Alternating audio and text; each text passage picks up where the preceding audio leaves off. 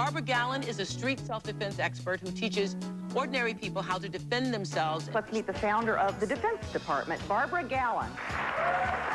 Please say hello to Barbara Gallen. Please welcome Barbara Gallen. 6 years ago, I had two guys put a gun up against me and demand my money, and they fired the gun, twice right up there against my head.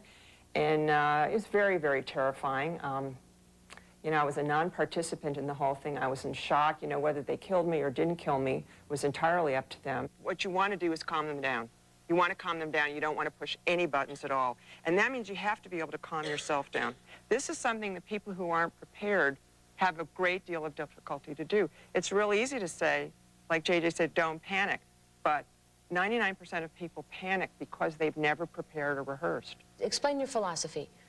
Well, my philosophy is if you've got your back to the wall and your life is on the line, you ought to be able to make sure you can get away from the situation. What most people do, Oprah, when they're caught in a crisis, they're totally unprepared, and instinctually human beings resist.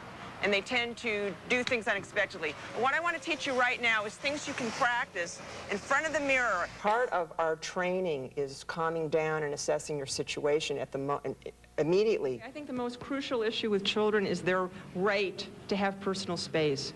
Their right to tell anybody, an adult of any kind, whether it's a parent, a loved one, or a stranger, back up, you're too close to me. We actually teach our students, both the children and the adults, should talk to strangers. Because when you don't talk to them, what you're basically doing is ignoring them. And when you ignore someone, you allow them the element of surprise. Tell us what boundary setting is. Well, boundary setting to me is the most exciting aspect of our program. I have to tell you that the training was so extraordinary. In quite a few cases, the criminal will size the victim up and try to figure out, is this a safe person for me to attack? They're looking for someone who's safe. I call that the interview. You're being interviewed for the job of victim. You have to be prepared. For the first time in my life, I wasn't afraid. If you don't do anything about establishing your space and keeping them cleared out of your space, you just got the job. And what you really want to do is fail the interview by setting good boundaries. Barbara has said to me that if you come away with nothing else from this show, you need to know. How do you feel about yourself? It's totally changed my life. Oh, I do this all the time on Hollywood Boulevard, late at night when I'm waiting. I don't have a car. I mean, what I teach is what I use and what I know that works. Respect yourself.